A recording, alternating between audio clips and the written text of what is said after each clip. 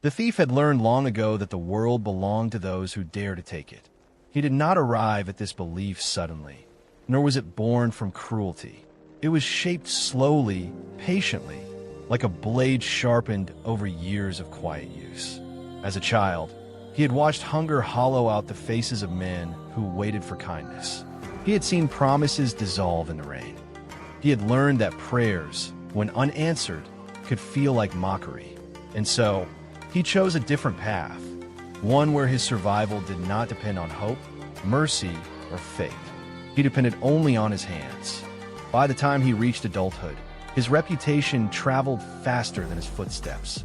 In whispered tones, merchants spoke of a shadow that slipped through locked doors. Noblemen discovered empty chests without signs of struggle.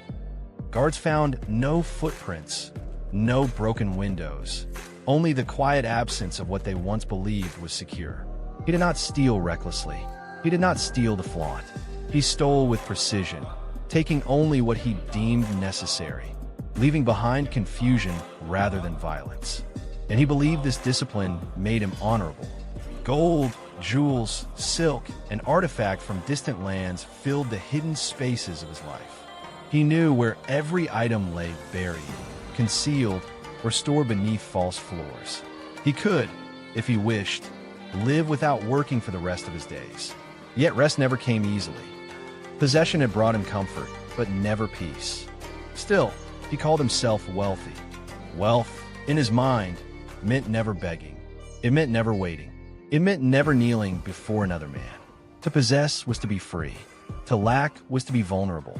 This belief guided his every decision, justified every risk, and silenced every doubt that dared arise in the stillness of night. He told himself that fear was for the poor. Yet fear followed him closely. It hid in the way his eyes constantly scanned rooms, counting exits. It lived in his habit of sleeping lightly, waking at the smallest sound. It whispered when he lingered too long in one place, urging him to move, to secure, to hide. He feared loss, not because he loved his possessions, but because he believed they were proof of his worth. Without them, who would he be? Nothing, he thought. That was the true terror. On the night this story begins, the thief moved beneath a moon veiled by thin clouds. The town lay at the edge of the forest, quiet and unguarded, as if it had nothing worth protecting. He had already passed richer targets that evening. Homes heavy with incense and silver, estates watched by complacent guards. But something had drawn his attention here instead. A monk lived alone near the outskirts, people said. No valuables, they said. No lux, no fear. The thief almost laughed when he heard the rumors. Monks, he knew, were either fools or liars. Those who claimed to want nothing usually wanted admiration, reverence, or power over the minds of others. Even renunciation, he believed, was a form of possession, just another mask for desire. Still, curiosity stirred. Why would a man choose to have nothing when the world offered so much? What kind of freedom could be found in emptiness? The thief told himself he was merely passing by, that he would confirm the rumors and move on. But his steps betrayed him, angling toward the faint glow of a single oil lamp in the distance. As he approached, the silence deepened. The forest did not retreat from the monk's dwelling. Birds did not scatter. Insects continued their rhythmic chorus. There was no sense of intrusion, no tension in the air. It unsettled him more than any guarded mansion ever had. The hut was smaller than he expected. Walls of weathered wood, a roof of simple thatch, a doorway without a door. Inside, he could see a mat, a clay bowl, a folded robe, and nothing more. No chest, no shelves, no hiding places. The thief felt a strange irritation rise in his chest. This man truly owned nothing. What kind of life was that? The thief lingered in the shadows, watching. The monk sat cross-legged, eyes half closed, breathing slow and even. His face bore no sign of struggle, no trace of longing. There was no urgency in his posture, no sense of waiting for something to arrive or fearing something to be lost. The thief felt an unfamiliar discomfort, one that did not come from danger, but from contrast. He had everything the monk did not: wealth, mobility, power. And yet, standing there, he felt oddly exposed. The monk had no need to guard himself. The thief guarded everything. A memory surfaced uninvited. A night years ago when he had stolen a golden necklace from a grieving widow. He had justified it easily. She would remarry, receive more gifts, survive. He needed the gold. Yet the weight of that necklace had felt heavier than any other. He had buried it deep, rarely touching it, as if afraid it might accuse him. He pushed the thought away. This monk, he decided, was simply naive. A man who trusted too much. A man who had not yet been tested by loss. The world had not taken enough from him to teach him wisdom. Or perhaps, the thief wondered, the monk had already lost everything and discovered something else in its place. The idea unsettled him. For the first time in years, the thief questioned his own understanding of wealth. Not deeply, not enough to change, but enough to disturb the certainty he had carried for so long. He had always believed that freedom came from accumulation. Yet here was a man who had accumulated nothing and appeared utterly unbound. The thief did not yet know that this quiet encounter would unravel the beliefs he had built his life upon. He did not know that his greatest theft would not involve gold or jewels, but something far more dangerous to lose. That night, he still believed he had everything.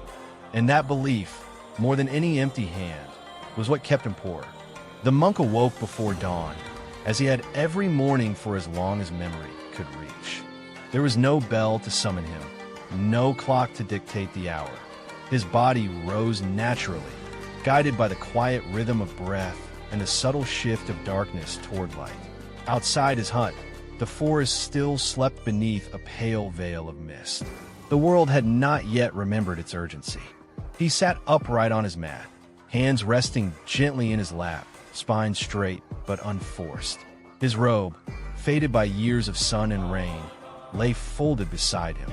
It was his only garment, repaired so many times that no original thread remained. Yet he wore it with the same care one might give to silk. To him, care was not reserved for precious things. Care was a way of being.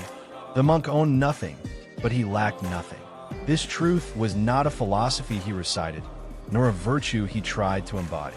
It was simply the shape his life had taken, like a river finding its course without effort or debate. Once long ago, he had lived differently.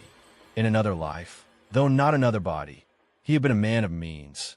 He had known the comfort of full rooms and busy conversations, the satisfaction of plans unfolding as intended. He had believed, as many did, that fulfillment was something to be achieved through accumulation, of knowledge, of respect, of security. But fulfillment, he had learned, is not something that waits at the end of effort. It is something revealed when effort falls away. The monk did not dwell on his past, not because it was painful, but because it was unnecessary.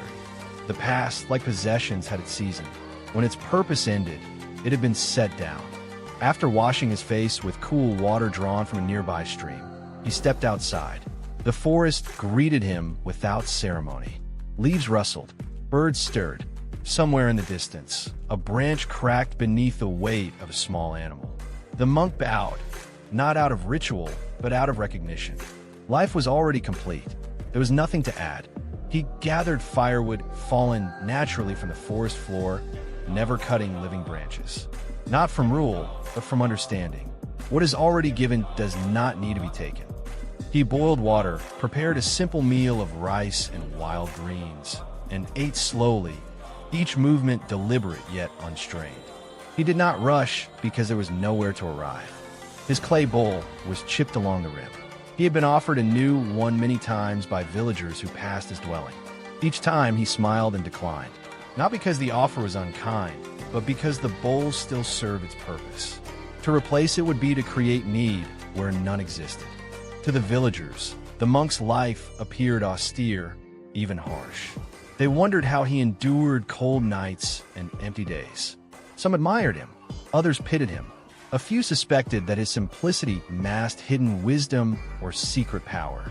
The monk understood their projections, but did not correct them. People often believe that those who own nothing must be missing something essential. It rarely occurs to them that it might be the other way around. As the morning light spread across the clearing, the monk settled into meditation. His breath moved in and out like the tide. No effort, no resistance. Thoughts arose and dissolved without attachment. He did not chase them, nor did he push them away. He had learned that the mind, like the hand, tightens when afraid of emptiness. When one stops clenching, peace appears on its own. He was aware, distantly, of movement beyond the edge of the forest. A presence, not hostile, not urgent, but curious. The monk did not open his eyes. Awareness did not require vision. Whatever approached would reveal itself in time. There was nothing to defend. This, more than anything, was the monk's true wealth. He did not lock his dwelling because he had nothing to protect. He did not fear loss because he did not define himself by what could be taken. His freedom was not the absence of danger, but the absence of attachment. In his years of wandering before settling here, he had encountered many kinds of people: kings weighed down by crowns, merchants imprisoned by profit, scholars enslaved by reputation. All were guarding something: status, legacy, security, and in guarding it, they lost the ease of being alive. They were wealthy by the world's measure, yet constantly afraid of becoming poor. The monk had learned that fear is born not from scarcity, but from clinging. The tighter one grips, the more one trembles at the thought of opening the hand. Ownership, he had discovered, is a subtle form of bondage. When the monk had first chosen this path, others had questioned him. Some accused him of escapism, others of arrogance disguised as humility. You turn away from responsibility, they said. You reject the world because you cannot succeed within it. He had not argued. Words are often used to defend identities that no longer serve us. The monk had already let go of his. Responsibility, he understood, was not measured by contribution to systems, but by clarity of heart. One clear mind, at peace with itself, quietly changes the world more than 10,000 restless ambitions. As the sun rose higher, the monk sensed the presence drawing closer. He felt no alarm, no anticipation. Whoever stood beyond the trees would be met as the moment required. No more, no less. He did not know the visitor was a thief. But even if he had, it would not have changed his posture or his breath. To him, there were no thieves, only beings searching for what they believed they lacked. Some searched in temples, others searched in shadows. The monk rose, folded his mat, and placed his bowl beside the doorway. He sat at the threshold of his hut, neither inside nor outside, embodying the space between having and not having. When the visitor finally stepped into view, the monk looked upon him without judgment. He saw not danger, but tension, not malice, but exhaustion carefully hidden behind alert eyes. This man, he sensed, carried many things, and none of them brought him peace. The monk smiled gently, not because he knew what would unfold, but because nothing needed to be different from what it already was. In that smile was a quiet invitation to rest, to loosen the grip, to discover that true wealth does not require possession, only presence. Night fell gently, without ceremony. The sky darkened not as a warning, but as a soft closing of the day's eyes. The forest breathed differently after sunset, slower, deeper, as if the earth itself were settling into rest. A thin crescent moon hung low, pale and watchful, casting just enough light to blur the line between shadow and form. The monk remained seated at the threshold of his hut. He had not moved for a long while, not because he was waiting, but because there was no reason to go anywhere else. The bowl beside him was empty. His robe rested loosely against his body, stirred now and then by the night breeze. He listened, not for footsteps, but for life unfolding in its own time. Somewhere beyond the clearing, the thief paused. He had not planned to stay this long. At first, he had told himself he would observe briefly, confirm the monk's vulnerability, and leave. But minutes had stretched into hours, and now darkness wrapped the forest in a silence that felt deliberate. The thief crouched behind a stand of trees, eyes trained on the small hut. His body remained alert, ready to vanish at the slightest threat. Yet nothing threatened him. That, more than anything, made him uneasy. He was accustomed to tension. Guards, locks, dogs, alarms. These were familiar opponents. He knew how to measure risk, how to calculate timing. Danger followed patterns. But this place did not follow patterns. It felt open in a way that offered no resistance, and therefore no foothold for his instincts. The monk had not lit additional lamps. He had not secured his dwelling. He had not retreated inside. He simply sat, breathing, as though the night were a trusted companion rather than an unknown force. The thief frowned. No one who had survived as long as he had lived this way. It defied everything he understood about safety. And yet, the monk appeared safe. The thief shifted his weight, careful not to snap a twig. His eyes scanned the clearing once more.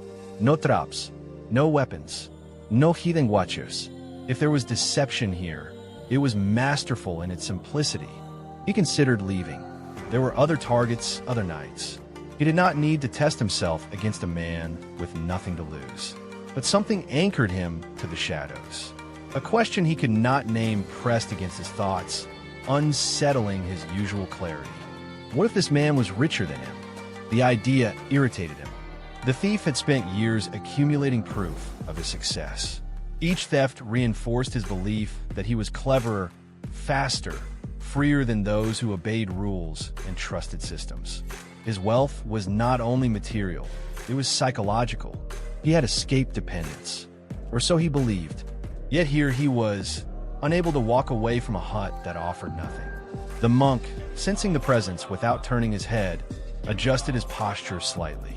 His awareness expanded, not outward in search, but inward in acceptance. Whatever approached would arrive in its own rhythm. Paths cross when they are ready. The thief finally stepped forward. Not boldly, not timidly, but deliberately. His foot crossed the edge of the clearing, breaking the invisible boundary between observation and participation. The earth did not protest. The monk did not react. The thief advanced a few more steps, then stopped. Up close, the monk looked older than he at first thought. Lines traced his face, not deeply etched, but softened by time rather than hardship. His eyes, half-lidded, reflected the moonlight with a calm that unsettled the thief more than any glare of suspicion would have. For a long moment, neither spoke. The night seemed to hold its breath. The thief had entered countless homes under cover of darkness. He knew how to move unseen, how to avoid confrontation. Silence was his ally. But this silence was different. It was not empty. It was full of awareness, of presence, of something that did not require defense. He felt exposed, standing there with his skills suddenly irrelevant. The monk opened his eyes fully and looked at him. There was no shock, no fear, no anger, only recognition. "You may come closer," the monk said quietly. The thief's hand instinctively moved toward the dagger concealed at his side. He did not draw it, but the reflex revealed itself in the tightening of his shoulders. The monk noticed, and his gaze softened further. "There is no need for that," the monk continued. "I have nothing you need." The thief almost laughed. Need, he thought, was not something this man could understand. "I didn't come to be invited," the thief replied, his voice low, "and I didn't come for conversation."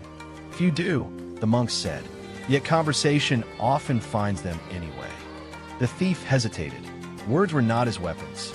He preferred action, clean and efficient. It's something in the monk's tone, neither challenging nor submissive, made aggression feel out of place. "I was told you live alone," the thief said. "Ido. No guards, no locks. None are necessary." The thief glanced at the open doorway. "You trust strangers easily." "I trust that nothing truly belonging to me can be taken," the monk replied. The thief felt a sharp pang of irritation. He had heard riddles before, words meant to obscure weakness. But this did not sound like pretense. It sounded like certainty. "Everything can be taken," the thief said flatly. "Eventually, yes," the monk agreed, "and that is why I do not claim ownership." The thief fell silent. The forest seemed closer now, as if listening. The moon rose higher, revealing the stark simplicity of the hut. There was nowhere to search, nowhere to hide. The thief realized, with a flicker of unease, that this was the first time he had ever entered a place with no objective. He was not here to steal. He was here because two paths, one built on accumulation, the other on release, had crossed in the dark. The monk gestured toward the ground. "Sit if you wish." The thief did not sit. He remained standing, caught between departure and engagement. Sitting would imply staying. Staying would imply vulnerability. "I don't belong here," he said. "No one ever belongs to a moment," the monk replied. "Yet moments welcome us all." The thief exhaled sharply. He was accustomed to being in control.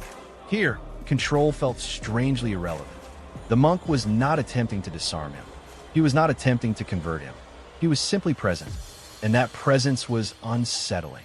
The thief realized that in this clearing, beneath this moon, the usual measures of wealth, what one had, what one could take, no longer applied. The monk had nothing to lose. The thief, suddenly, had something to question. Two paths had converged, one shaped by grasping, the other by letting go. And in the stillness of that night, neither yet knew which path would emerge transformed. But both felt, unmistakably, that this meeting was not accidental. It was an invitation to look beyond possession, to confront the weight of one's own hands, and to discover that the night reveals more than it conceals. The thief did not expect hospitality.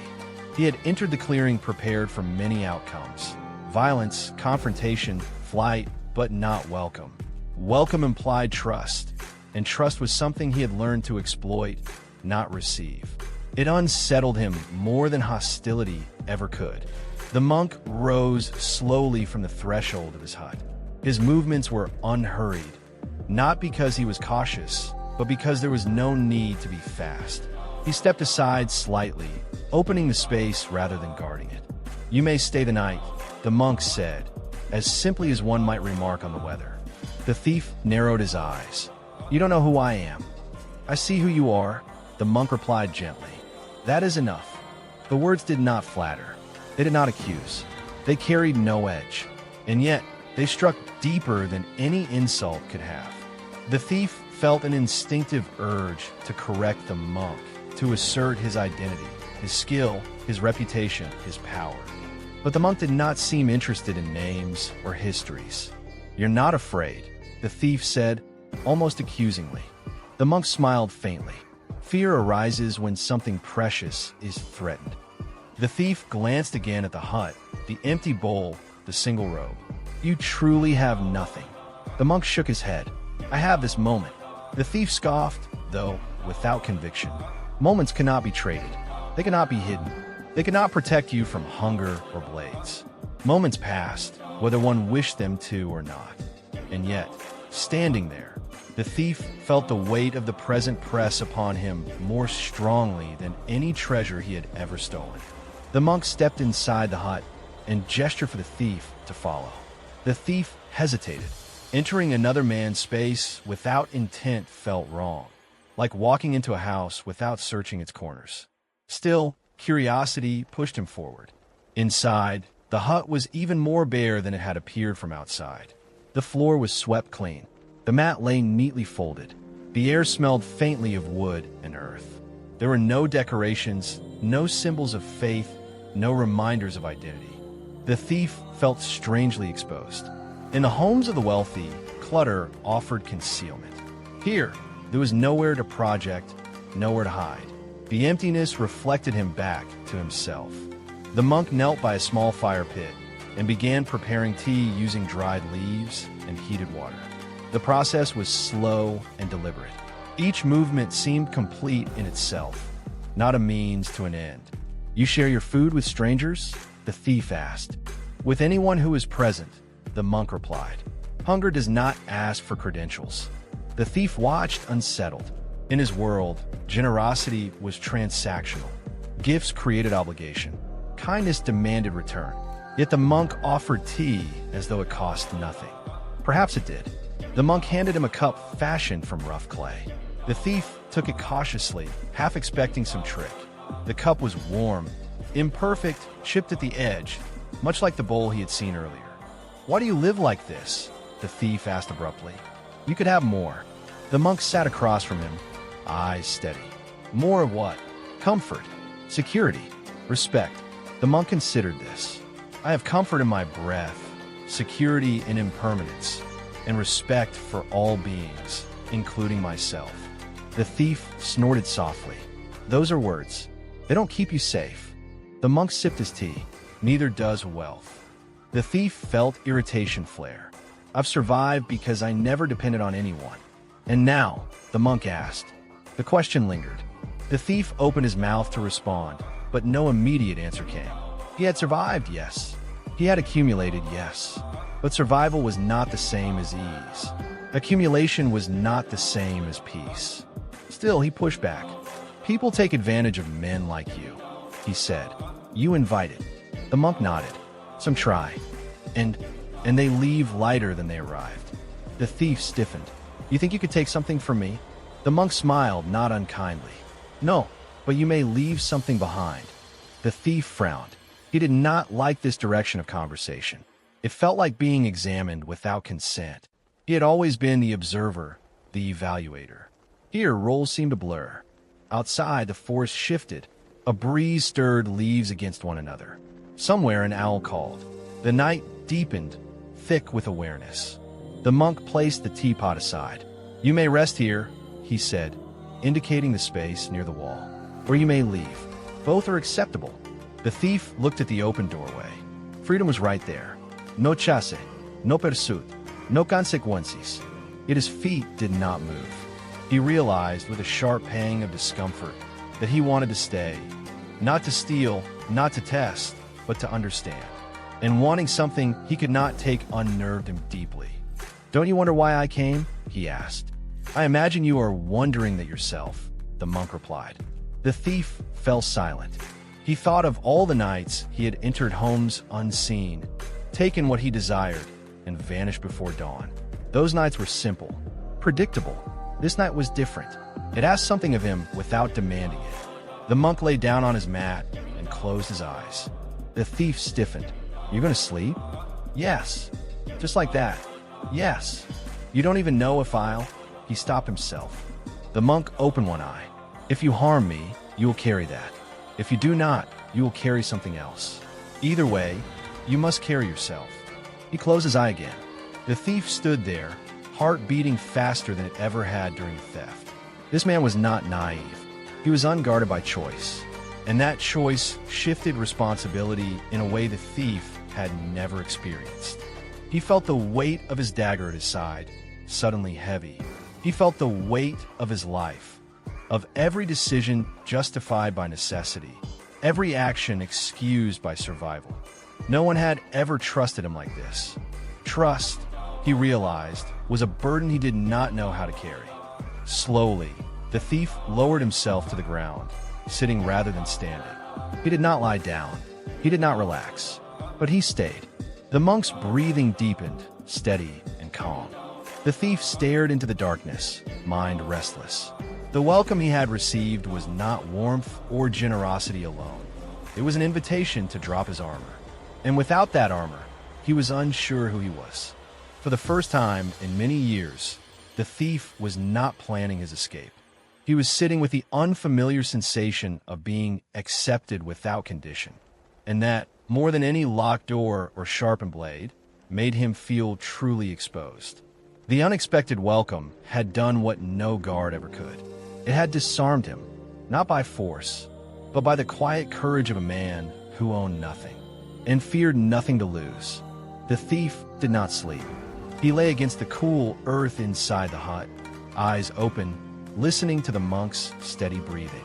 Each rise and fall of that breath felt like a quiet challenge, an accusation without words. The monk slept as if the night held no thread, as if nothing in the world could be taken from him. The thief, who had built his life around taking, felt strangely restless in the presence of such ease. Time passed, though it felt suspended. The fire had burned down to embers. The moon shifted, casting different shadows across the bare walls. The thief's thoughts wandered, circling questions he did not want to answer.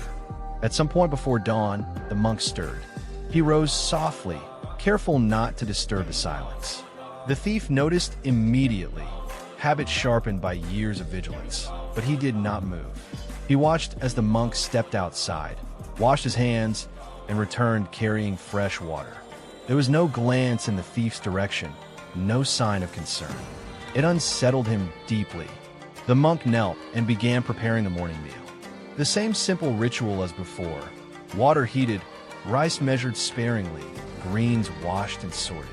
The thief watched every movement, half expecting a moment where the monk would pause, hesitate, or guard something. There was nothing to guard. When the rice was ready, the monk placed a portion into his bowl, then paused. He looked at the remaining rice, then at the thief. "Will you eat?" the monk asked. The thief hesitated. "I didn't earn it." The monk smiled faintly. "Neither did I." He divided the food evenly, placing a portion into the clay bowl and pushing it toward the thief. The thief stared at it. Food, to him, had always been something secured, by payment, by force, by risk. To accept it freely felt like stepping into unfamiliar territory. He reached out slowly, took the bowl, and ate. The food was plain, almost tasteless, yet it filled him in a way he had not expected. Not just his body, but something deeper. After the meal, the monk rinsed the bowls and set them aside. He did not hurry. He did not fill the silence with explanation. The thief finally spoke. "You give too easily." The monk met his gaze. "Only what I do not cling to." The thief frowned. "If you had more, would you still give it away?" "If I had more," the monk said gently, "I would first ask why." The thief felt irritation rise. "You speak as if wanting is a flaw." "Wanting is natural," the monk replied. "Clinging is what binds us." The thief stood abruptly, pacing the small space. "You don't understand what the world is like. People take advantage of generosity. They drain it until nothing is left." The monk nodded. "That happens. And you're fine with that?" "Yes." The thief stopped. "Why?" "Because what is taken was never mine," the monk said. "And what is mine cannot be taken." The thief let out a sharp laugh. "That's convenient." The monk did not argue. Instead, he stood and walked to the corner of the hut. From beneath the folded mat, he retrieved a small bundle wrapped in cloth. The thief's muscles tensed instantly. At last, something hidden. The monk returned and placed the bundle between them. "This is all I possess beyond what you see," the monk said. The thief's heart quickened. He did not reach for it, but his attention sharpened. "And you're telling me this why?"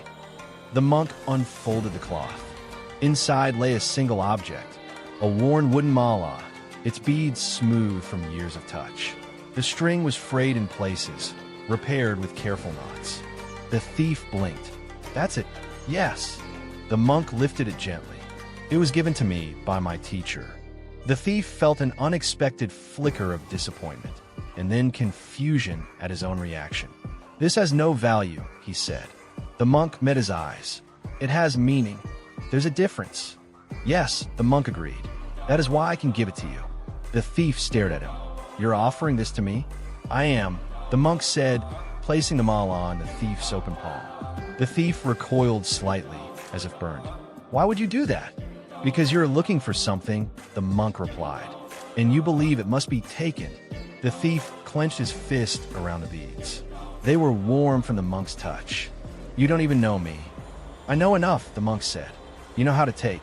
Perhaps it is time you learned how to receive." The thief's mind raced. This made no sense.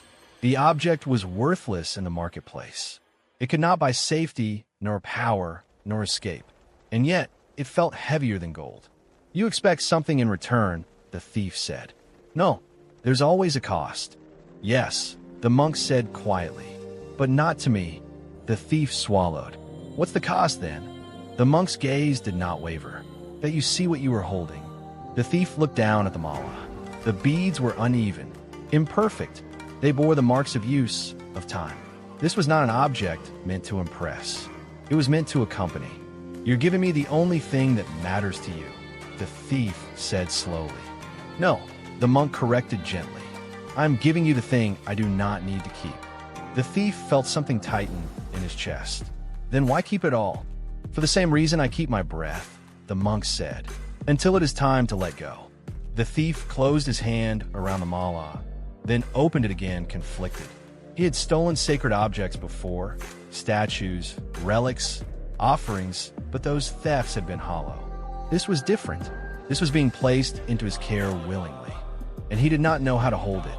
I could walk away with this, the thief said. You wouldn't stop me. No. And you wouldn't regret it? No. The thief felt a sharp, unfamiliar ache. He had expected resistance, fear, perhaps even anger. Instead, he was met with trust so complete it felt dangerous. You're making a mistake, he said, almost pleading. Perhaps, the monk replied. Or perhaps you are. The thief laughed bitterly. You think this will change me?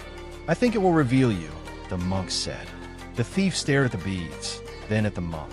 And if I throw it away, then you will learn something else. The thief's hands trembled slightly.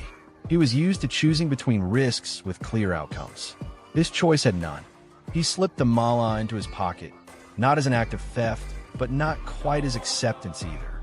You give gifts like traps, he muttered. The monk smiled. Only to those who believe freedom must be stolen.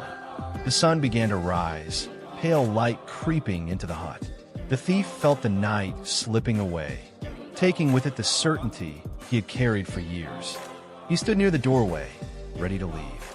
You didn't give me what I expected, he said. No, the monk replied. I gave you what you could not take. The thief hesitated, then stepped outside. He had come to steal from a man who owned nothing. Instead, he left carrying something he did not know how to value. And for the first time in his life, he was unsure whether he had gained something or lost something far more dangerous. The illusion that wealth must be seized rather than received. The thief did not leave immediately. He stepped beyond the threshold of the hut, then stopped, as though an invisible thread still bound him to the space behind him. The forest stood quiet, washed in the pale gold of early morning. Dew clung to leaves and grass, catching the light in a way that made the world feel newly formed, fragile, almost tentative. He inhaled deeply. The air felt different here. Not purer, not lighter, just unburdened by urgency.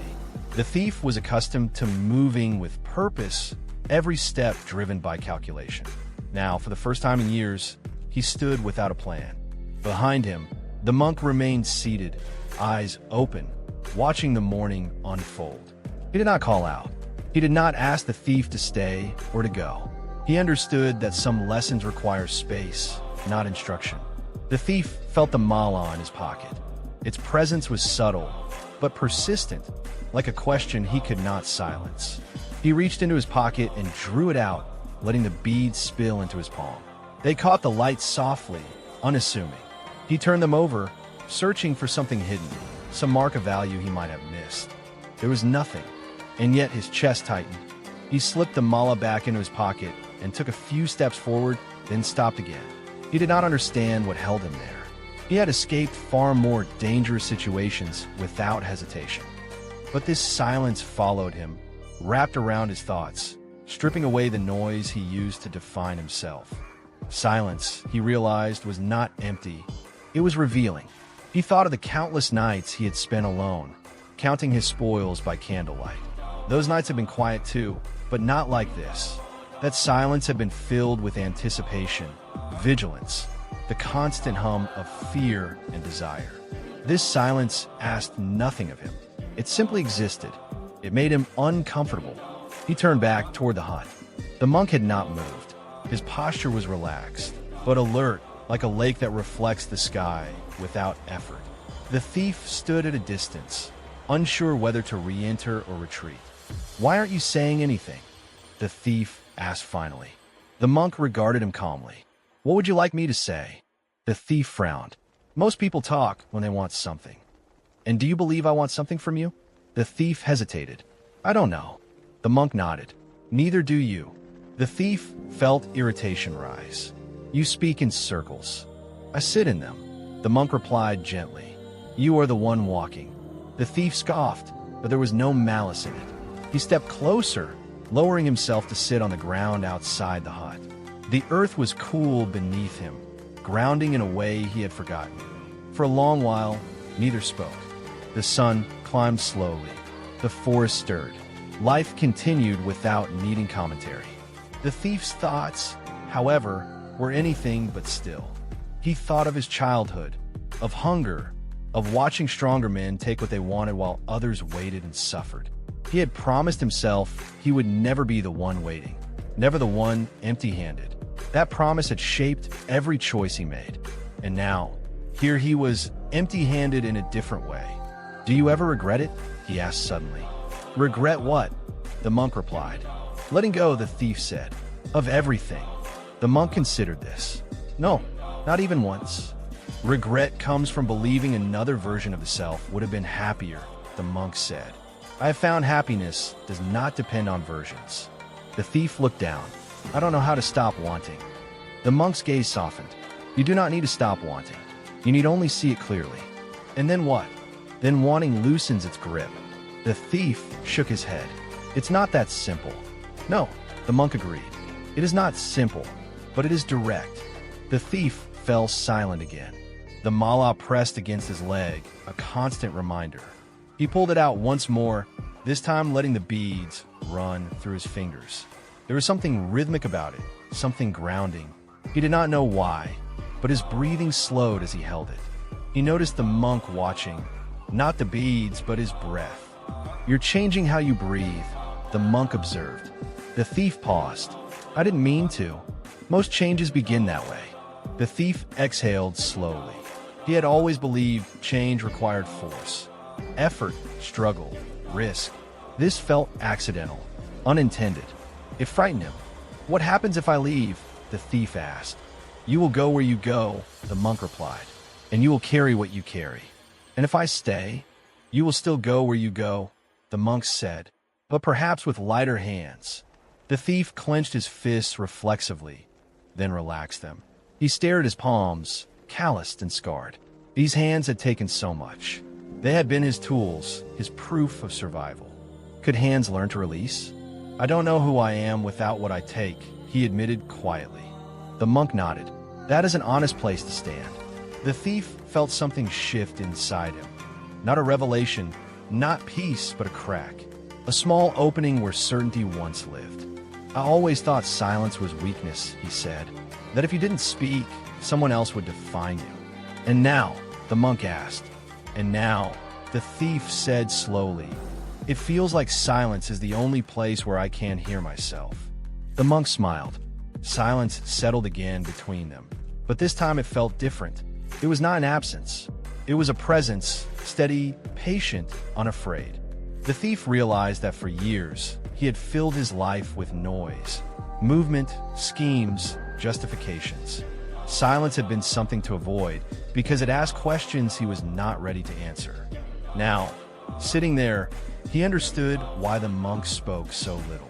Words could distract. Silence could not. The sun was higher now. The day had begun in earnest. Somewhere in the distance, villagers would be waking, lives unfolding as usual. The world had not changed, but the thief had. Not dramatically, not visibly, but subtly, like a knot beginning to loosen. He rose slowly. "I should go," he said. The monk inclined his head. "Go well." The thief hesitated, then reached into his pocket. He drew out the mala, holding it between them. "I don't know what to do with this," he said. "You will," the monk replied, "when the time comes." The thief nodded once and turned away. As he walked into the forest, the silence followed him, not as emptiness, but as a companion. It did not demand that he abandon his life or his past. It simply walked with him, asking nothing, revealing everything. For the first time, the thief was not afraid of what he might lose. He was afraid of what he might finally see. And in that quiet fear, something profound began to awaken. The forest thinned as the thief walked. Sunlight filtered through the branches in broken patterns, scattering across the ground like fragments of something once whole. Each step carried him farther from the hut, yet the encounter clung to him with unsettling persistence. He had left places before, cities, homes, even entire lives, without a backward glance. This departure felt different. It felt unfinished. The mala pressed against his chest now, no longer hidden in his pocket. He had pulled it out unconsciously and slipped it beneath his tunic, as though seeking protection from something he could not name. Protection from silence, perhaps. He stopped near a stream and crouched, splashing water onto his face. The cold startled him, grounding him in his body. He stared at his reflection rippling across the surface. The face that looked back at him was familiar. Sharp eyes, tight jaw, lines carved by vigilance. But something in the gaze seemed less certain. He straightened abruptly. A voice behind him spoke, not loud, not sharp, but unmistakably present. "May I walk with you for a moment?" The thief's hand flew to his dagger. He spun around, blade half-drawn, heart hammering. The monk stood several paces away, hands empty, posture relaxed. He had followed without sound, without urgency. The thief lowered the blade slowly. "You move quietly for someone who wants to be seen." The monk smiled faintly. "I did not want to interrupt, but you stopped." The thief exhaled sharply. "I thought you'd let me go." "I have," the monk said. "Walking with someone is not the same as holding them." The thief hesitated, then nodded once. "Fine. Walk." They moved along the stream in silence for several minutes. The thief remained tense, alert for ambush that would never come. The monk walked lightly, barefoot, leaving no visible mark behind. Finally, the monk spoke. "May I ask you something?" The thief snorted. "You've been doing that since we met." The monk inclined his head. "Then allow me one more." The thief shrugged. "Ask." The monk stopped walking. The thief took another step, then noticed the monk was no longer beside him. He turned back, irritation flaring. "What?" The monk met his gaze directly. His eyes were calm, but there was a clarity in them that made the thief uneasy. "What is it?" the monk asked gently. "That you believe you are stealing?" The question landed without force, and yet it struck harder than any blade ever had. The thief opened his mouth to answer reflexively. "Gold, freedom, survival, control." But the words tangled and fell apart before they could leave his lips. "I take what others don't deserve," he said finally. "What they hoard, what they waste." The monk nodded. "And before you take it, what do you believe it will give you?" The thief frowned. "Safety." "And after you have it?" The thief hesitated. "More safety." The monk waited. The thief felt irritation surge. "What's your point?" The monk took a step closer. "How much safety is enough?" The thief's jaw tightened. "There is no enough. The world doesn't stop taking." The monk nodded slowly. "So you take to stay ahead of loss?" "Yes," the thief snapped. "Isn't that what everyone does?" "No," the monk said softly. "Many try to stay ahead of fear, but fear always runs faster." The thief laughed bitterly. "You don't know fear." The monk did not argue. He gestured toward the stream. "Sit with me." The thief hesitated, then lowered himself onto a rock opposite the monk. The water murmured between them, steady and indifferent. "Tell me," the monk continued, "when you steal, what do you feel?" The thief scoffed. "Relief." "For how long?" The thief looked away. "Long enough." The monk waited again. "Not long," the thief admitted, "but long enough to keep going." The monk nodded. "Relief is not the same as peace." The thief clenched his fists. "Peace doesn't feed you." "No," the monk agreed. "But hunger does not end with food." The thief felt a familiar wall rising inside him. The defenses he had honed over years of survival. Yet cracks were forming, thin but undeniable. "You think I enjoy this?" he said sharply. "Taking, running, looking over my shoulder." "I think," the monk replied carefully, "that you believe this is who you must be." The thief stared at him. "And if I'm not, then you must meet what you have been avoiding." The thief's breath caught. "Which is?" The monk's voice remained gentle. "The emptiness you tried to fill with possession." The thief stood abruptly. "You don't get to define me." "No," the monk said. "Only you do." The thief paced along the stream, agitation pulsing through him. The monk's question echoed in his mind, relentless. What am I really stealing? He had never asked himself that. He had defined his actions by outcomes, not motives. Results mattered. Philosophy did not. Yet the question refused to dissolve. He stopped and turned back. "You think I steal peace?" The monk shook his head. "No." I think you steal distraction. The thief frowned. From what? From yourself. The words hit with devastating precision. The thief felt something give way inside him, just slightly.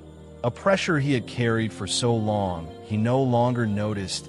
It suddenly became visible, painful in its familiarity. I don't know how to live any other way, he said quietly. The monk stepped closer, placing a hand over his own chest. Neither did I once. The thief looked up sharply. You? Yes. The thief searched the monk's face for deception and found none. I was not always a monk, the monk continued. I, too, sought security in accumulation. Knowledge, approval, certainty. Different objects, same hunger. The thief swallowed. And you just stopped? The monk smiled faintly. I asked myself a question. The thief's voice was barely above a whisper. What question? What do I fear losing, the monk said. And who would I be without it? Silence expanded between them. The thief reached for the mala instinctively, fingers curling around the beads. He felt their smoothness, their warmth. They grounded him, even as the question cut deeper. Who would I be without what I take? The answer frightened him more than poverty ever had. I don't want to be nothing, he said. The monk met his eyes. You are not nothing. You are simply more than what you carry. The thief looked down at his hands again. For the first time, they felt heavy, not with guilt, but with awareness. What if I stop stealing? He asked. The monk did not rush to answer. Then another fear will arise. And if I face that? The monk's gaze softened. Then you will discover what cannot be stolen from you. The stream flowed on, indifferent to their exchange. The forest listened without judgment. The thief felt as though a blade had been pressed against his deepest assumption. Not his flesh, but his identity. And unlike a physical wound, this cut did not bleed. It opened. The monk stepped back. I have asked my question, he said. You may keep it, or leave it behind. The thief nodded slowly. He understood now why the question hurt more than any knife. Because knives threaten what you have. Questions threaten who you are. And as he turned away once more, the thief knew that no matter how far he ran, he would carry that question with him. Quiet, sharp, and patient, until he found the courage to answer it. The thief walked alone. The monk had turned back toward the hut, his steps light, unhurried, as if the conversation had placed nothing upon his shoulders. The thief, by contrast, felt heavier with each stride. The forest path sloped gently downward, yet his body moved as though climbing. The question followed him. Were you really stealing? He tried to shake it loose, to drown it beneath old habits.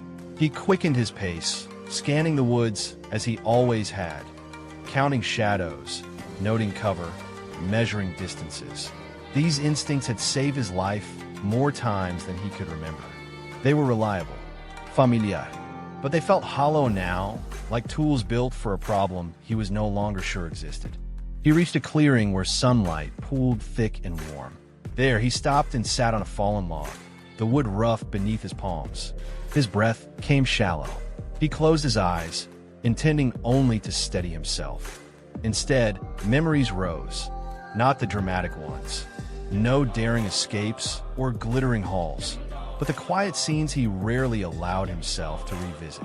The first night, he stole bread from a merchant's stall, the tremor in his hands as he ran, heart pounding not from danger, but from shame. The relief that followed. The vow he made afterward. Never again will I wait for mercy. He had kept that vow with ruthless devotion. He opened his eyes and stared at his hands. They looked the same as they always had, scarred, strong, capable. Yet he saw them differently now. These hands had taken gold. Yes, but they had also taken sleep, taken ease, taken trust from himself. He had always believed possession was power.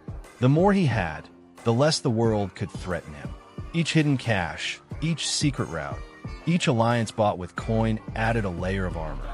But armor, he realized, is heavy. He shifted on the log, discomfort settling into his bones. He reached instinctively for the pouch at his waist, the one he rarely opened except to add to. He untied it now and spilled its contents onto the ground. Coins clinked softly. A ring glinted. A small knife with an ivory handle lay among them. elegant and useless for anything but display. He stared. Each item had a story. Each had once made his heart race with triumph. Now, lay bare in the sun, they seemed inert, silent, demanding.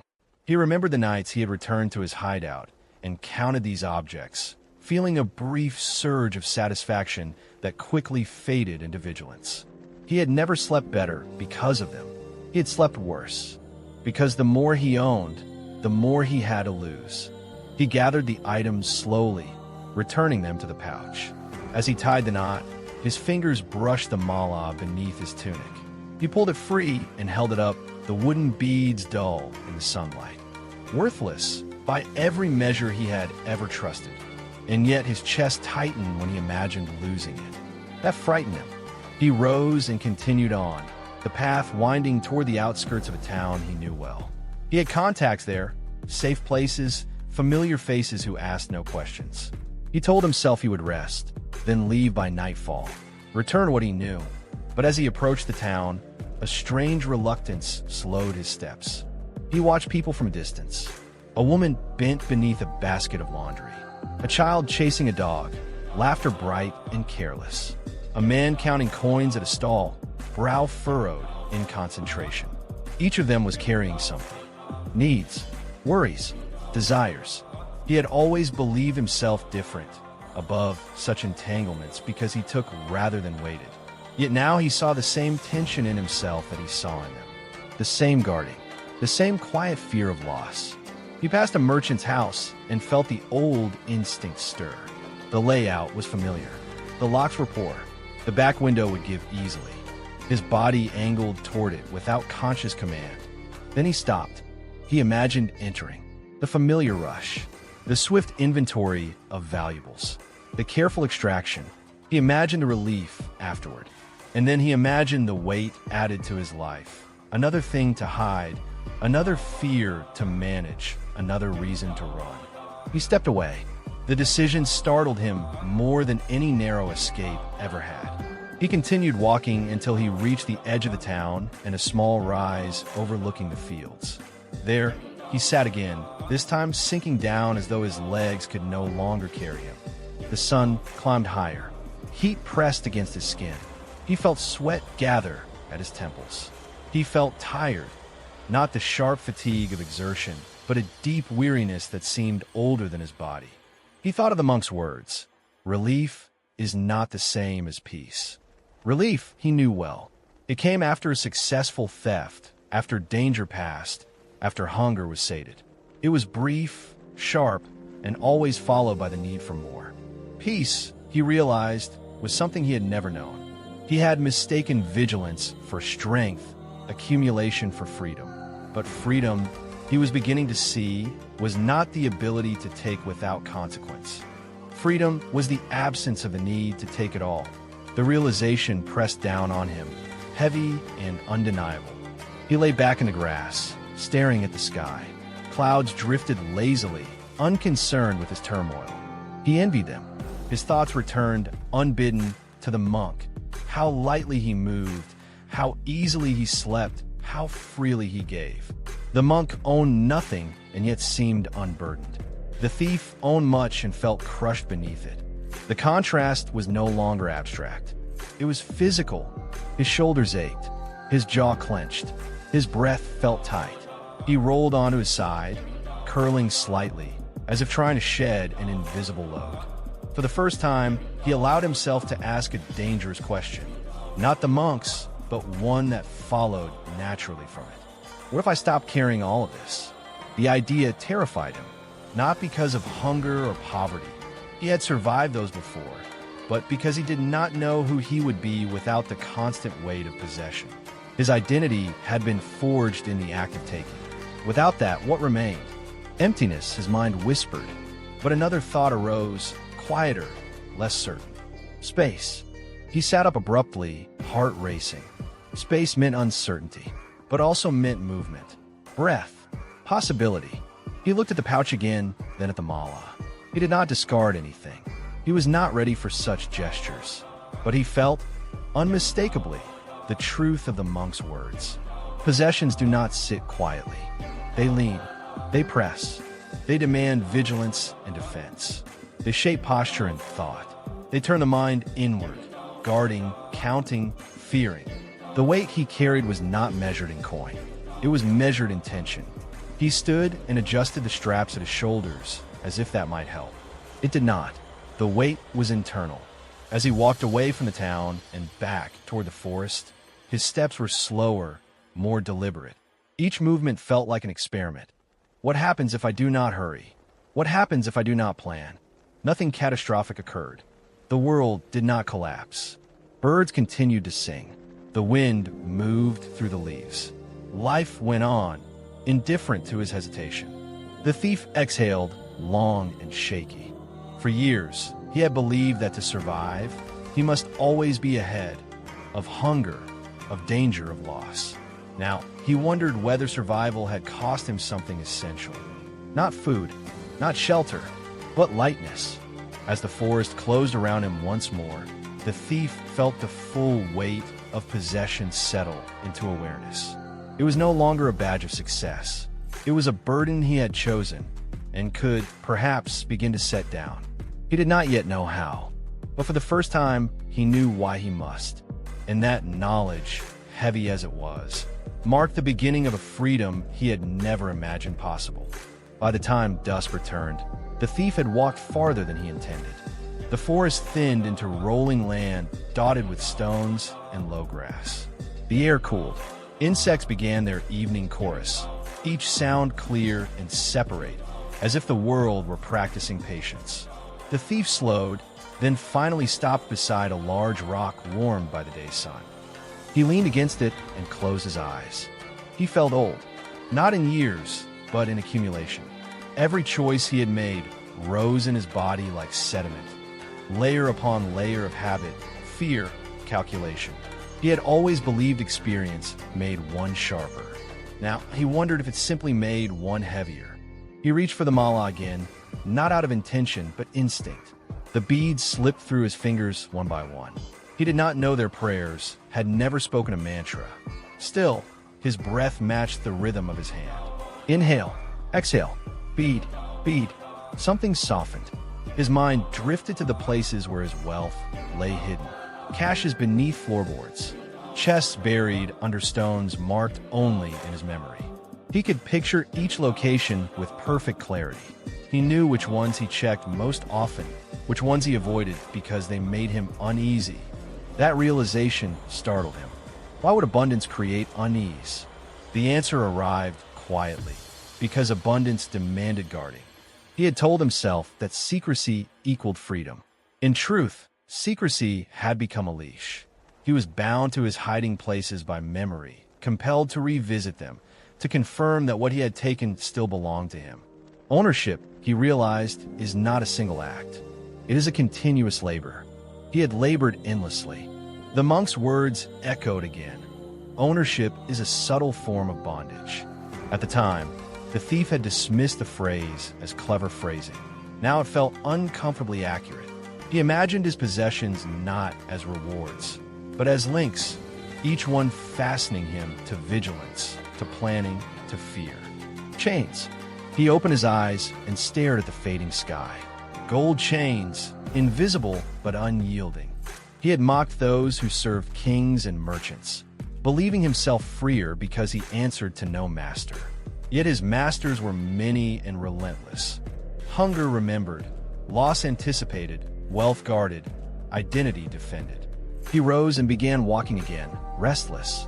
As night deepened, he reached a familiar crossroads, one that led toward a city rich with opportunity. He knew the routes well. He had stolen there often. The path ahead promised certainty, targets, risks he understood, rewards he could calculate. The other path led back toward the forest and, beyond it, the monk's dwelling. The thief stopped.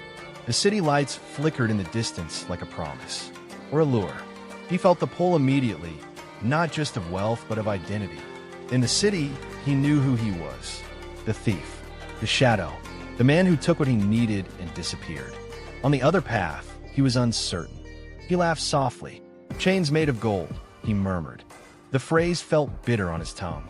He turned toward the city and took a step, then another. His body remembered the rhythm instantly. Shoulders squared, gaze sharpened, mind calculating angles, timing, escape routes. The mala grew heavy against his chest, an irritation now, an obstacle. He almost reached the bend where the city path descended. Almost. A memory rose unbidden. The monk sleeping without fear, the open doorway, the unguarded bowl, the ease of his breath, the weightlessness of his presence. The thief stopped again.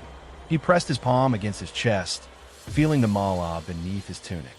For a moment, he considered removing it, throwing it into the grass. The thought brought an unexpected surge of panic.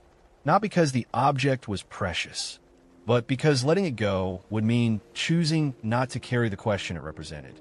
He realized then that he had mistaken his possessions for anchors, things that kept him grounded.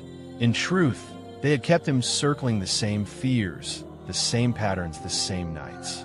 The monk had no such anchors. He had roots. The thief turned away from the city. His feet hesitated, then committed to the other path. The forest greeted him again, shadows folding around him like a familiar cloak. But something had changed. The darkness no longer felt like concealment. It felt honest. As he walked, he began to notice sensations he had long ignored. The ache in his calves, the sound of his breath, the steady beat of his heart. He had spent years living ahead of his body, in strategy and anticipation. Now he was being pulled back into it. He stumbled once, catching himself on a tree. He laughed quietly at his own clumsiness. "I'm not good at this," he said to the night. The night did not respond. He walked until he reached a clearing and built a small fire. Not to cook, but to sit beside. The flames flickered, casting light and shadow in equal measure. He stared into them, mesmerized. Fire, he thought, does not hoard its warmth. It gives until it is gone. The idea frightened and comforted him in equal parts. He thought again of his possessions, and for the first time, he imagined what it would feel like to not return to them, to let them remain where they were, untended, uncounted. The image filled him with dread and relief. He saw now why the monk appeared free. Freedom was not the absence of risk. It was the absence of chains. And chains, he understood at last, were not forged by others. They were forged by clinging. The fire burned low. The thief fed it with a few sticks, then stopped himself. He watched it fade naturally, resisting the urge to control its duration. When the last ember dimmed, he lay back and stared at the stars. They did not belong to anyone. They were not guarded. They did not fear being taken. And yet they endured. Sleep came slowly, cautiously. When it finally arrived, it was lighter than he was used to, less burdened by vigilance. He dreamed not of theft or flight, but of walking with empty hands through an open field. When he woke before dawn, the dream lingered like a scent.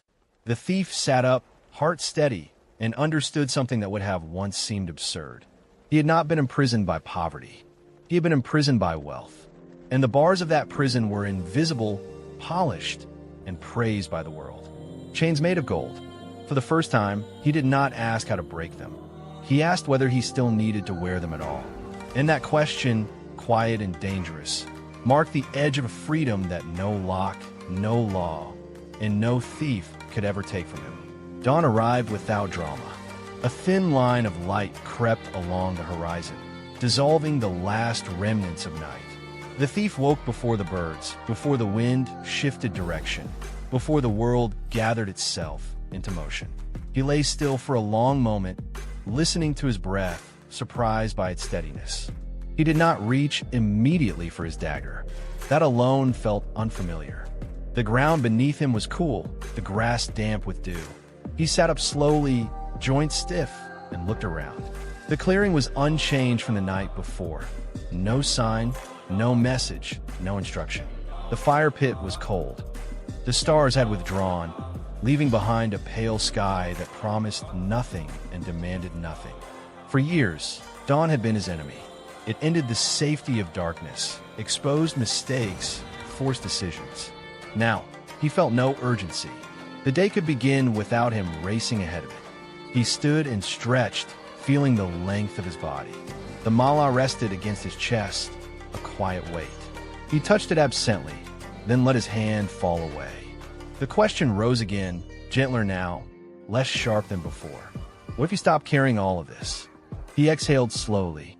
The idea of letting go had hovered around him for days like a distant storm. He had examined it from every angle, circled it, tested its edges.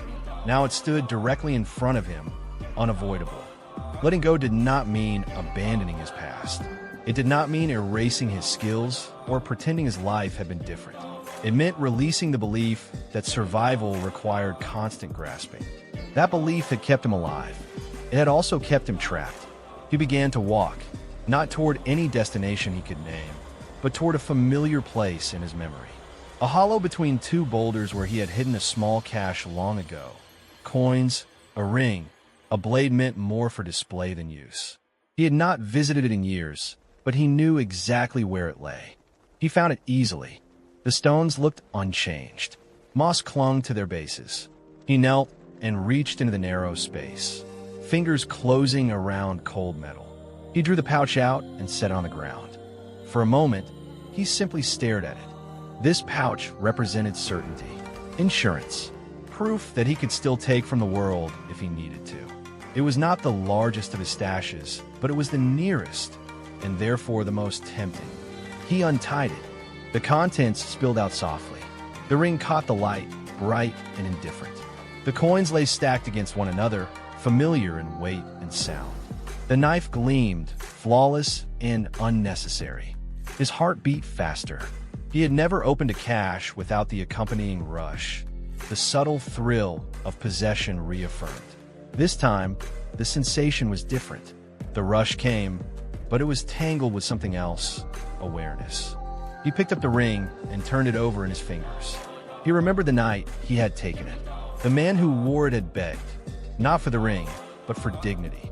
The thief had taken the ring anyway, convincing himself that survival excused everything. He set the ring down. He lifted a coin, then another. He remembered the hiding places, the routes, the mental maps he had maintained for years. All that effort, all that vigilance, what had it purchased? Time spent guarding instead of living. He closed his eyes. The monk's voice surfaced again, calm and unyielding. What do you fear losing? The answer came immediately. Control. Without these objects, without the ability to fall back on them, he would have to trust something else. The present moment. His own capacity to respond rather than preempt. Life as it unfolded, not as he forced it to bend. Trust had always felt dangerous. Yet the most dangerous nights of his life had come not from trust, but from fear-driven grasping, from stealing more than he needed, from staying too long, from refusing to walk away. He opened his eyes and looked at the hollow between the rocks. This place had held his safety for years. It could continue to do so, or it could become something else. He gathered the items slowly, not with reverence, but with care. He returned them to the pouch, retied it, and held it in both hands. The weight was familiar, comforting. He stood. For a brief moment, he considered walking away with it, telling himself he would decide later. He had always postponed difficult choices, believing delay was strategy. This choice, he realized, could not be postponed, not because someone demanded it, but because his body already knew the answer. He knelt and placed the pouch back into the hollow. He pushed it deeper than before, then paused. No, that was not letting go. That was hiding. He pulled out again, heart pounding. His hands trembled slightly. He stepped away from the rocks and walked to the edge of the clearing where the ground sloped downward into open land. He looked out at the fields, the distant trees, the wide sky. Then, without ceremony, he opened the pouch and scattered its contents across the grass. Coins rolled and disappeared into the earth. The ring landed with a soft thud and caught briefly on a blade of grass before falling still. The knife lay where it landed, harmless. The thief stood there, breath ragged, waiting for something to happen. Nothing did. No sound there. No sudden sense of loss or liberation. The world remained stubbornly ordinary. He laughed, a short, disbelieving sound that caught in his throat and became something else. His eyes burned. He blinked hard, surprised by the moisture gathering there. He felt lighter. Not joyful, not free, just lighter. The sensation was subtle, but undeniable, like setting down a pack he had carried so long he had forgotten it was there. He sank to the ground, sitting among the scattered objects. The earth felt solid beneath him. Reliable. "I'm still here," he murmured. He half expected fear to surge, to remind him of hunger, danger, vulnerability. Instead, there was only a quiet, spacious feeling, as though something inside him had been unknotted. He reached for the mala and held it between his palms. The beads felt warmer now, more familiar. This, he realized, was the difference. The mala did not promise safety. It invited awareness. He gathered the knife and carried it to a nearby stream, tossing it into the water. It sank quickly, swallowed by the current. He did the same with the ring, watching it glint once before vanishing. The coins he left where they lay. Let the earth decide what to do with them. When he returned to the clearing, it looked the same as it had before. No marker of transformation, no weakness. The letting go had been private, and therefore real. He stood, stretching his shoulders. They felt looser. His posture had changed without his noticing. Less hunched, less guarded. For the first time, he felt the full weight of the present moment without the constant background hum of contingency planning. It was terrifying. It was peaceful. Both could coexist. He did not imagine that this single act erased his habits or his past. He knew fear would return. Desire would whisper. Old instincts would flare in moments of hunger or threat. Letting go, he understood now, was not a single event. It was a practice. But this moment mattered, because he had crossed an invisible threshold. He had chosen to release, not because someone told him to, but because the cost of holding on had finally become clear. He began walking again, empty-handed. Each step felt deliberate, grounded. The path ahead was uncertain, but it was no longer crowded with imagined futures. As the sun rose higher, warming his back, the thief felt something unfamiliar settle into his chest. Not relief, not triumph. Freedom. Not the freedom to take whatever he wanted, but the freedom to not need to. And in that quiet, unremarkable morning, the thief took his first true step out of the prison he had built for himself, one possession at a time. The thief walked with empty hands. The absence was startling at first. His fingers kept curling instinctively, searching for the familiar weight of coin, blade, or plan. Each time they found nothing. A small pulse of unease rippled through him. Then, just as quickly, it faded, replaced by a strange clarity he had never known. His hands were no longer tools. They were simply hands. He moved through the forest as the morning matured, sunlight filtering through branches in shifting patterns. The world felt closer, more textured. He noticed the roughness of bark beneath his palm, the give of soil underfoot, the subtle scent of damp leaves and resin. These sensations had always existed, but he had passed through them like a ghost, mind elsewhere. Now, presence filled the space where vigilance once lived. He reached a narrow trail that led toward a village he had avoided for years. Not because it was dangerous, but because it offered little worth stealing. The people there lived simply taking care of one another in small, unremarkable ways. Their lack of excess had made them invisible to him. He hesitated at the edge of the path. Empty hands made him feel exposed. For the first time, he was approaching others not as a shadow or threat, but as himself. He did not know who that was yet. The uncertainty pressed against him like cold water. Still, he stepped forward. The village was waking. Smoke rose from cooking fires. A woman swept the dirt outside her home. An old man sat on a low stool, mending a net with deliberate patience. Children darted between houses, laughter sharp and bright. No one noticed him at first. He walked slowly, resisting the urge to scan for exits or vulnerabilities. Instead, he focused on his breath. Inhale, exhale. The mala rested against his chest, a quiet reminder. A child nearly collided with him, skidding to a stop. She looked up, eyes wide, then grinned. "You walk funny," she said matter-of-factly. He blinked, startled. "Funny. You're looking at everything like it's new," she replied, then ran off before he could respond. He stood there, oddly shaken. She was right. Everything felt new because he was no longer measuring it for usefulness. He continued on and reached the edge of the village where a small well stood. A woman struggled to lift a heavy bucket, her arms thin and trembling. Without thinking, he stepped forward and took hold of the handle, helping her raise it. The bucket was heavier than any pouch of coins he had ever carried. The woman looked at him, surprised. "Thank you," she said simply. He nodded, unsure how to respond. As she walked away, something shifted inside him. He had used his strength not to take, but to assist. The act felt unfamiliar and deeply grounding. He realized then that empty hands are not useless. They were available. The thought echoed as he moved through the village. He did not hide. He did not hurry. When an old man asked him to hold a net steady, he did.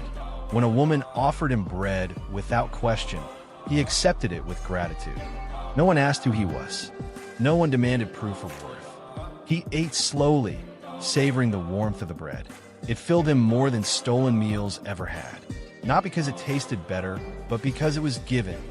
Giving and receiving, he realized, were two sides of the same openness. He left the village by midday, heart full and unsettled. The path led upward into a rocky hillside. As he climbed, memories surfaced, old ones, raw ones. He remembered the first time he had felt truly powerful, slipping into a guarded house, taking what he wanted, leaving without trace. He had mistaken that surge of adrenaline for freedom. Now, after helping lift a bucket, after accepting bread, he felt something deeper. Connection. It frightened him. Connection meant vulnerability. It meant being seen. It meant the possibility of loss that could not be mitigated by strategy.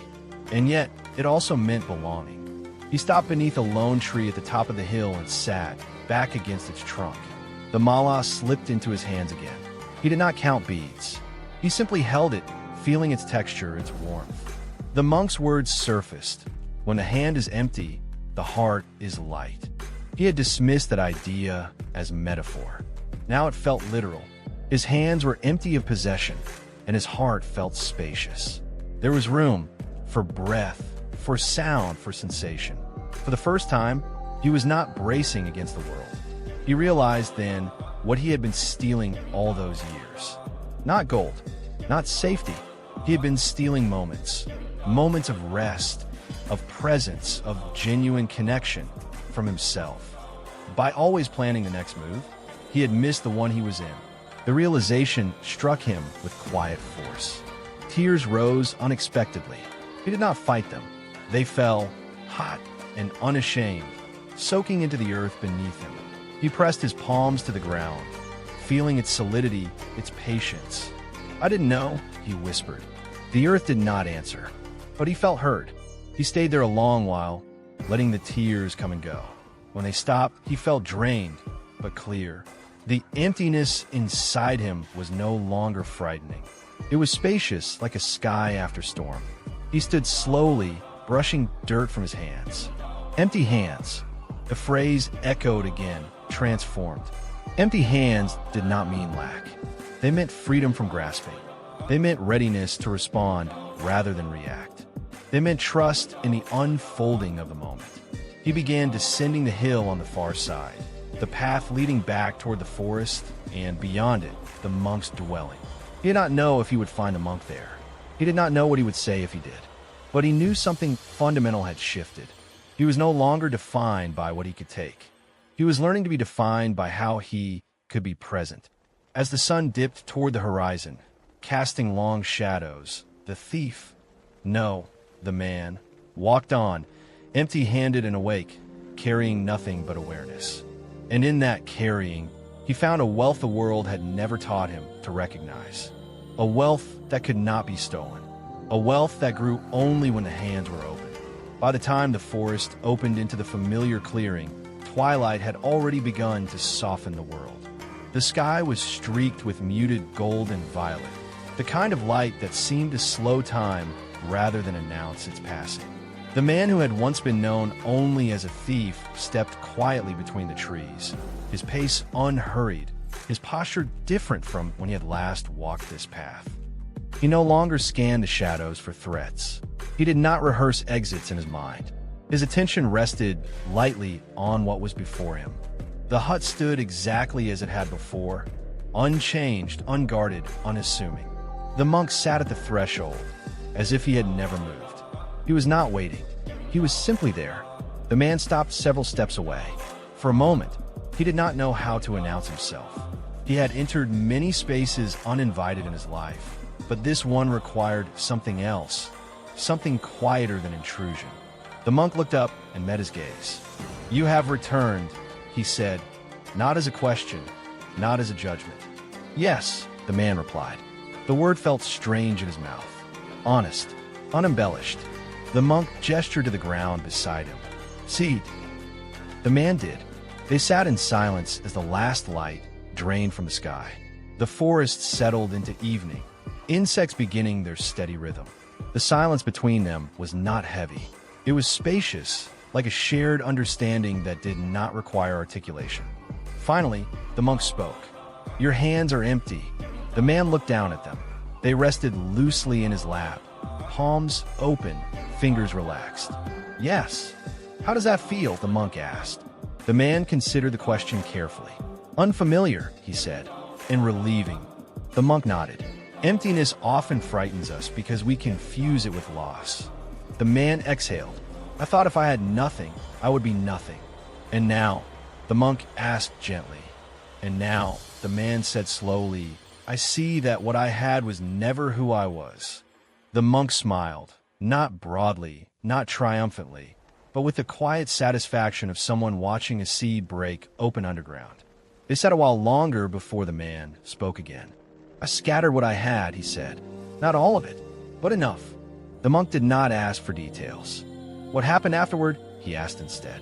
The man looked out into the darkening forest. "Nothing," he said. Then he paused. "And everything." The monk waited.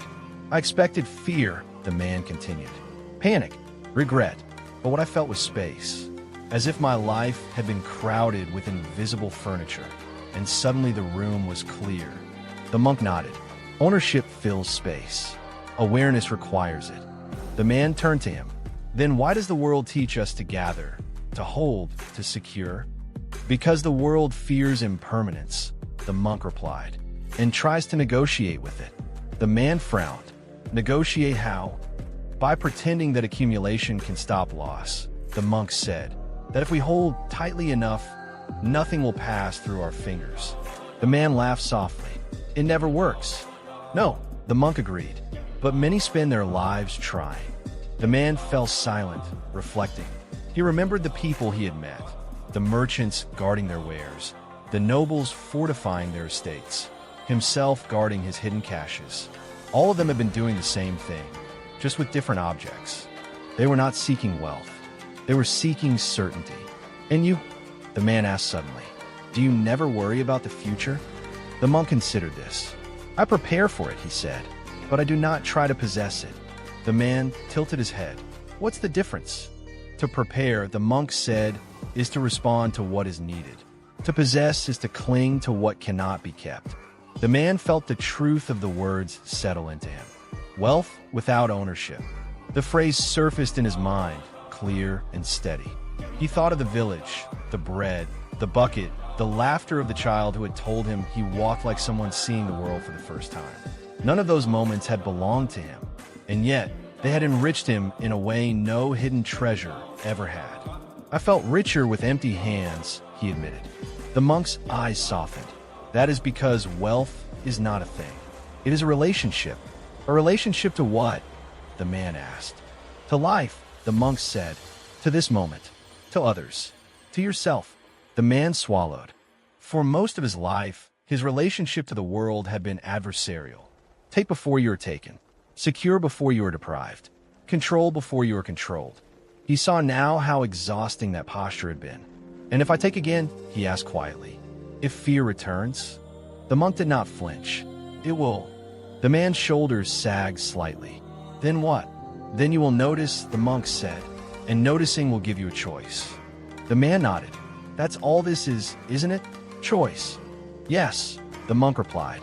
"Freedom is not the absence of temptation. It is the presence of awareness. They sat together as night fully claimed the clearing. The monk lit a small lamp, its flames steady and calm. The light revealed nothing new, only what was already there. The man reached for the mala instinctively, then paused. He looked at it in his hands, not as a talisman, not as a possession, but as a reminder. "I don't want to cling to this either," he said. The monk smiled. "Then do not." "But I don't want to discard it just to prove something," the man added.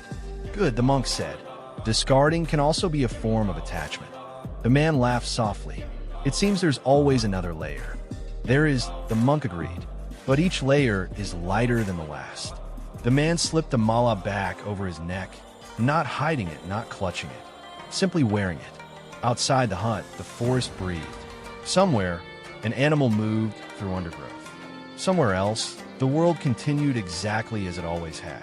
Yet for the man sitting there, everything had shifted. He understood now that true wealth was not measured by what one owned, but by how lightly one could move through life, by how little fear dictated one's choices, by how open one's hands could remain, even in uncertainty.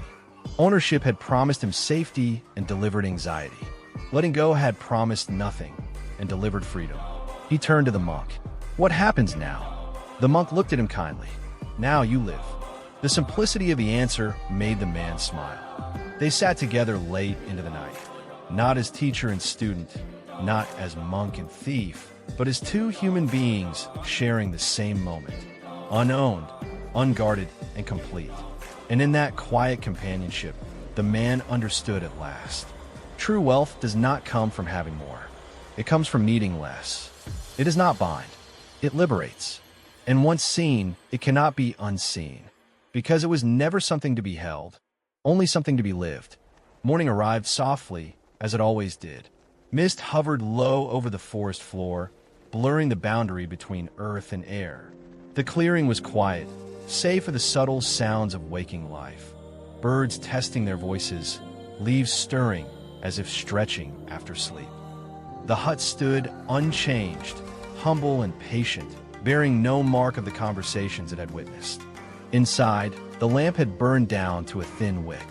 The monk rose before it went dark, extinguishing it with a practiced breath. He folded his mat, smoothed his robe, and stepped outside. The man, no longer merely a thief, was already awake. He sat cross-legged near the edge of the clearing, hands resting lightly on his knees, eyes open but unfocused. He was not meditating in any formal sense. He was simply present. The mala lay loosely around his neck, its beads unmoving. For a moment, the monk watched him without comment. Then he spoke. "You are leaving today." The man opened his eyes fully. He did not look surprised. "Yes, and so am I," the monk added. The man blinked and turned toward him. "You are?" The monk nodded. "This place has served its purpose." The man felt a flicker of unease. "Where will you go?" "Where the path opens," the monk replied. "As always." The man smiled faintly. Once, such an answer would have frustrated him. Now it felt honest. They stood together in the morning light, two figures shaped by very different lives, now sharing a moment of quiet clarity. The forest seemed to lean in, as if listening. "I thought you stayed here," the man said. "You seemed settled." "I was," the monk said, "and now I am not." The man nodded slowly. He understood. Settling, he was learning, did not mean clinging. They shared a simple meal, rice, water, and silence. The monk prepared it, as he always had, with unhurried attention. The man watched, noticing how each action was complete in itself, not a step towards something else. When the meal was finished, the monk washed the bowl and placed it upside down beside the hut. "I will leave this here," he said. The man frowned. "You're not taking it?" The monk shook his head. "It belongs to this place now."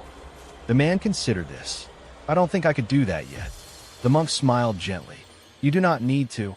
They began to walk together toward the edge of the clearing, their steps naturally falling into rhythm. The path split not far from the hut, one direction leading deeper into the forest, the other toward the open land beyond. They stopped at the fork. The monk turned to face the man fully. "You will go that way," he said, indicating the open land. "Yes," the man replied. He had known this without being told. And I will go this way, the monk said, gesturing toward the forest. The man hesitated. Will we meet again? The monk considered the question carefully. If we do, it will be because we are both walking honestly. The man smiled. I hope so. They stood in silence, neither in a hurry to leave. The air felt charged, not with drama, but with meaning. I want to thank you, the man said at last, for not stopping me, for not trying to change me. The monk shook his head. I did not change you. You noticed yourself. The man laughed softly. That might be worse. The monk's eyes twinkled. It often is. The man reached up and touched the mala. I don't know how long I'll keep this. The monk nodded. Then you're using it correctly. The man took a deep breath. I used to think transformation would feel like fire or lightning. Something sudden. And now, the monk asked. And now it feels like waking up and realizing the weight I carried was optional. The monk bowed slightly. That is how most true changes happen. They bowed to each other, an acknowledgement, not of hierarchy, but of shared humanity. Then, without ceremony, they turned and walked in opposite directions. The monk's steps were light, disappearing quickly into the trees. He did not look back. There was no need. His path unfolded with each step, unburdened by expectation. The man watched him go until the forest swallowed his form. Then he turned toward his own path. As he walked, the open land stretched before him. Wide fields, distant hills, a sky unbroken by boundaries. He felt a familiar flicker of fear rise, quickly followed by something steadier. Curiosity. He did not know where he would sleep that night, or what he would eat, or who he would become. But he knew how he would walk. With open hands. He passed through villages without hiding, through towns without scanning rooftops. People noticed him, not as a threat, not as a shadow, but as a presence. Some nodded, some ignored him. A few smiled. Each interaction was a lesson. He discovered that life offered support in unexpected forms when one was not clenched around control. A shared meal here, directions there, silence where words were unnecessary. He did not romanticize his new path. There were moments of hunger, of doubt, of old impulses stirring. Once, he caught himself calculating the value of a merchant's goods before stopping, breathing, and letting the thought pass. Awareness did not erase habit. It softened it. At night, he slept more deeply than he had in years. Not because he was safe in the old sense, but because he was no longer fighting the world. Meanwhile, the monk walked his own path through the forest, greeting trees and streams as old companions. He carried nothing but his robe and his breath. His departure was as quiet as his presence had been. Two departures, one transformation. The world, indifferent and generous, held space for both. And somewhere between the paths they now walked, something subtle had shifted, not just in them, but in the fabric of what was possible. Because a man who once defined himself by what he took had learned to define himself by how he let go. And a monk who owned nothing had once again demonstrated that the greatest gift one can offer another is not instruction or rescue, but the freedom to see clearly and choose.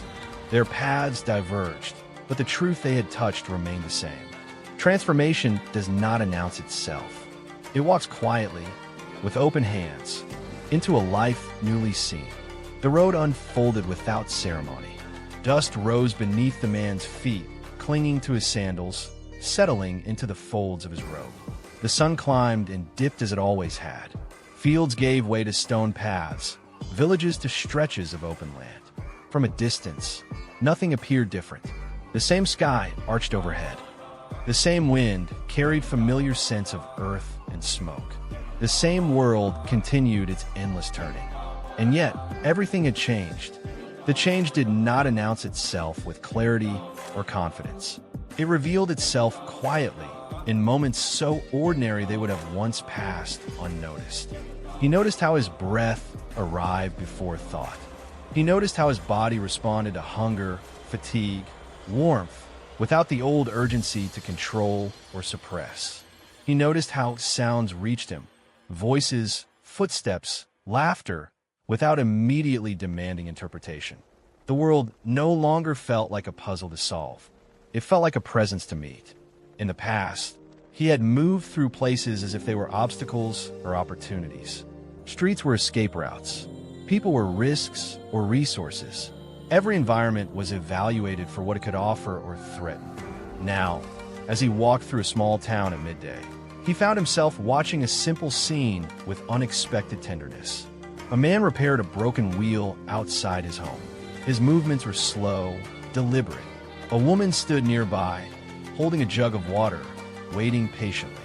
When the wheel was finally secured, they exchanged no grand celebration, just a quiet smile and a shared drink. The man felt a tightness in his chest, not envy, not regret, but recognition. He would have once dismissed such a life as small.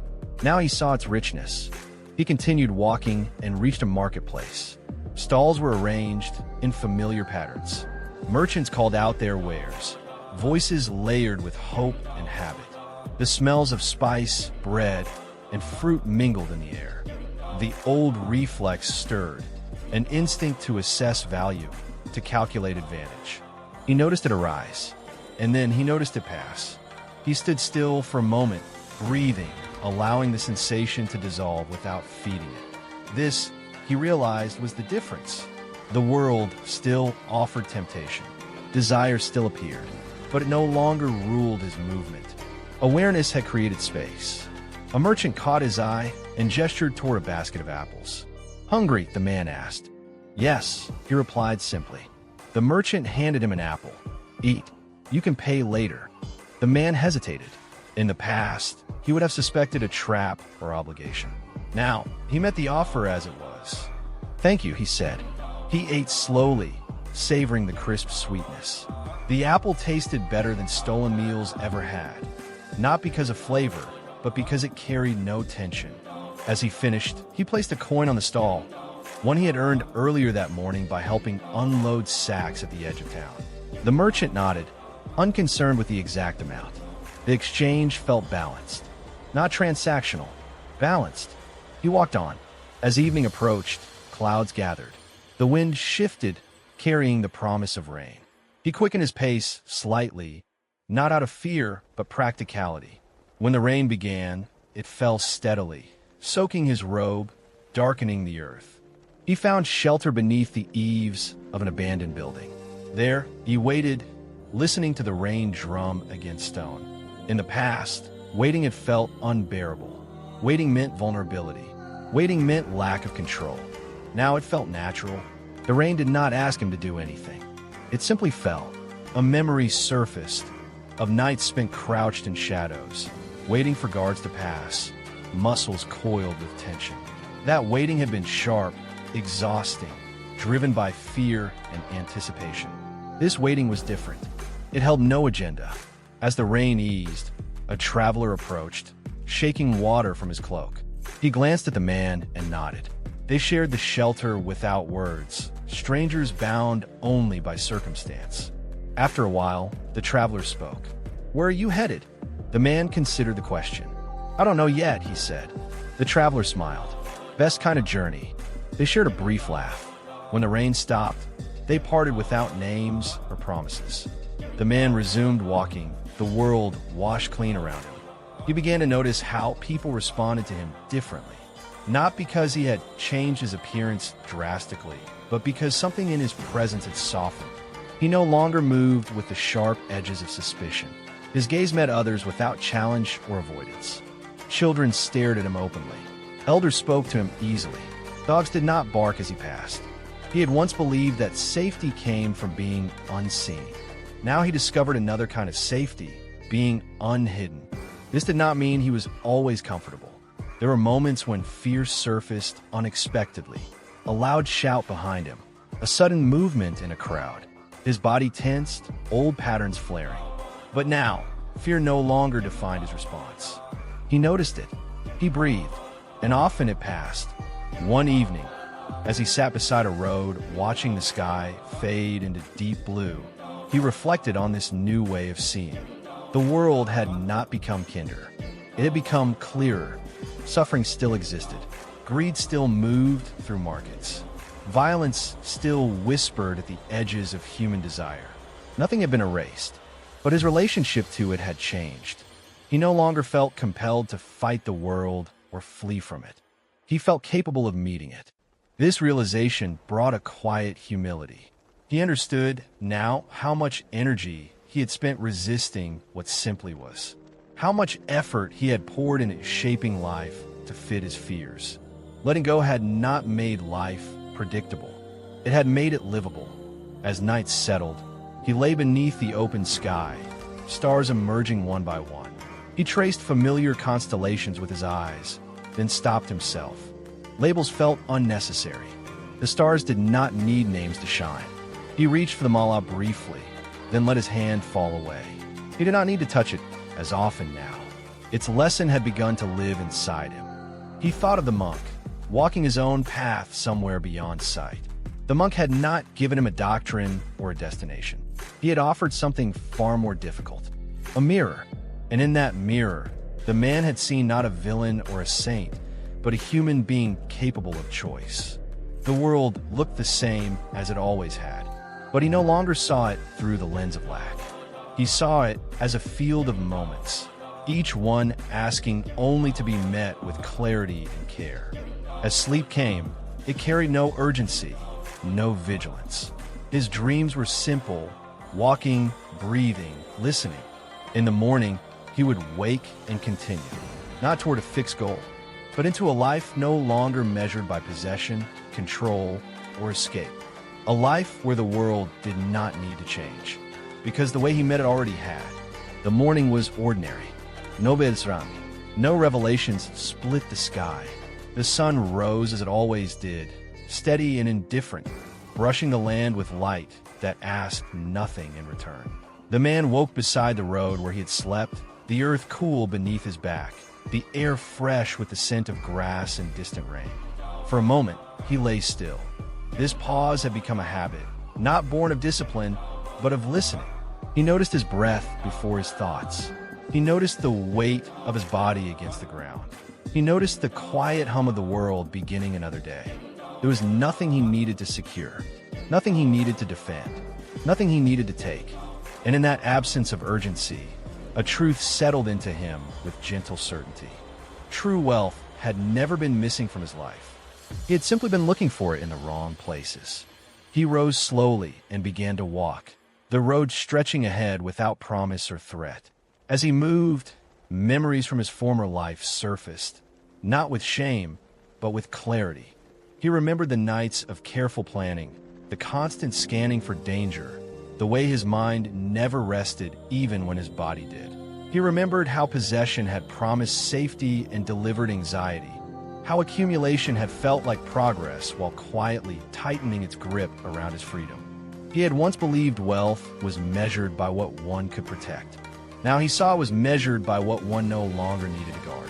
The realization did not arrive like triumph. It arrived like relief. As the man entered a village near midday, he noticed how easily he moved among others. There was no tension in his shoulders, no need to assert presence or avoid attention. He was simply another traveler passing through. A woman waved him over and asked if he could help lift a sack of grain. He did, steadying it as she tied the cord. She thanked him, pressed a piece of fruit into his hand, and returned to her work without further ceremony. The exchange was small. It felt abundant. He sat beneath a tree and ate the fruit slowly. Sweetness spread across his tongue. He felt the sun warm his face. Somewhere nearby, someone laughed. This, he realized, was wealth. Not the kind that could be stored. The kind that could be experienced. He thought of how he had once believed freedom meant independence. Owing nothing, needing nothing, trusting no one. That belief had hardened him, isolating him behind invisible walls he mistook for strength. Now he understood something subtler. Freedom did not mean standing alone. It meant standing without fear. He continued walking, passing fields where people labored under the open sky. Their work was not glamorous. Their lives were not protected from loss or pain. And yet, there was a groundedness to their movements, a rhythm that did not resist the day. He saw now that most people were not chasing wealth. They were chasing ease. and ease he had learned could not be seized. It emerged when resistance fell away. As afternoon wore on, clouds gathered and a light rain began to fall. He welcomed it, letting the drops soak into his robe and skin. He did not rush for shelter. The rain cooled him, rinsed the dust from his feet, softened the road beneath him. The world was not hostile. It was responsive. This insight shifted something deep within him. For years, he had lived as if life were an adversary to outwit. Every action had been a defense against imagined deprivation. He had been rich in strategy and poor in trust. Now, trust did not mean naivete. It meant recognizing that life unfolds whether one clenches or releases, and that clenching only adds suffering to the process. As the rain passed, leaving the air clean and bright, he felt a quiet gratitude rise in him. Not gratitude toward a deity or doctrine, but toward the simple fact of being alive without armor. He touched the mala briefly, then let it rest again. He no longer needed the beads to remind him. The lesson had become embodied. That evening, as the sky deepened into shades of amber and blue, he stopped at a ridge overlooking a wide valley. Lights flickered below as people settled into their homes. Smoke rose from cooking fires. The world breathed in familiar patterns. He sat and watched. Once, he would have measured that valley by opportunity and risk. Now, he saw it as a tapestry of lives unfolding, each with its own struggles, joys, fears, and hopes. He felt no desire to insert himself. He felt no urge to escape. He felt present. True wealth, he understood now, was not something added to life. It was what remained when unnecessary struggle was removed. It was the ability to meet each moment without bargaining, to walk without needing to arrive, to be with others without needing to take from them, to be alone without feeling empty. He smiled softly. The monk's presence lingered in his memory, not as a figure, but as a way of being. The monk had owned nothing and feared nothing to lose.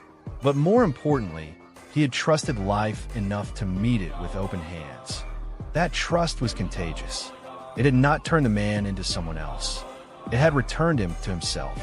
As darkness fell, he lay back and looked at the stars. They were scattered generously across the sky, beyond counting, beyond possession. No one owned them. No one guarded them. And yet, they had guided travelers for generations. Perhaps, he thought, this was the final lesson. The most valuable things in life cannot be owned. They can only be aligned with breath, time, presence, freedom. These are not rewards for success or virtue. They were available the moment one stopped clinging. The man closed his eyes, sleep arriving gently.